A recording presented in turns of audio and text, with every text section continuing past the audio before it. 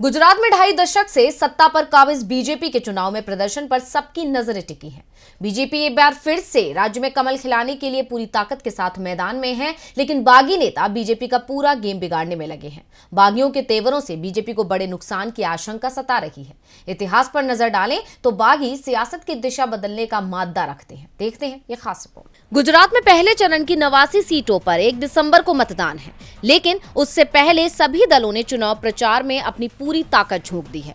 इस दौरान पार्टी से टिकट नहीं मिलने से नाराज नेता निर्दलीय मैदान में हैं, जो बीजेपी का खेल बिगाड़ सकते हैं। दल बदलने का इतिहास काफी पुराना है, लेकिन 1990 के बाद से गुजरात में हुए 6 विधानसभा चुनावों में हर बार दल बदलू नेताओं की संख्या काफी रही है। एक रिपोर्ट के अनुसार गुजरात विधानसभा चुनावों में दल बदलुओं की जीत का आंकड़ा देखने से पता चलता है कि ये दल बदलने वाले नेताओं के लिए सबसे फायदेमंद रहा है। 1990 के विधानसभा चुनाव में दल बदलकर चुनाव लड़ने वाले 66 नेताओं में से 31 जीतकर विधानसभा पहुंचे।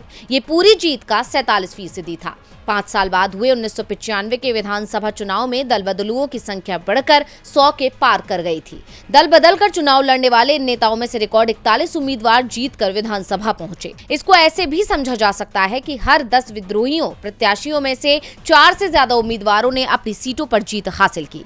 इन 2 चुनावों में दल बदलू नेताओं को मिली जीत से गुजरात में उनके हौसले और बुलंद हुए और उन्हें एक तरह से पार्टी बदलने के लिए प्रेरित किया। ऐसी रिपोर्ट्स है कि बीजेपी के नेताओं ने गुजरात विधानसभा चुनाव से पहले बगावती तेवर अपनाते हुए और कम से कम दर्जन भर सीटों से निर्दलीय उम्मीदवार के तौर पर चुनाव लड़ रहे हैं, जो बीजेपी के लिए राज्य में बड़ी मुसीबत बन गए हैं।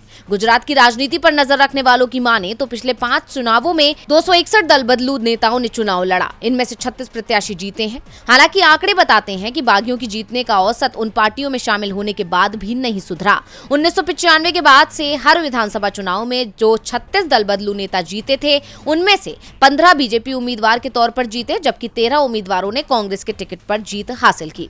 ऐसे में अब देखना होगा इस बार के चुनाव में बागी नेता कैसे गुजरात की सियासत की दिशा तय करते हैं। डीवी लाइव की रिपोर्ट।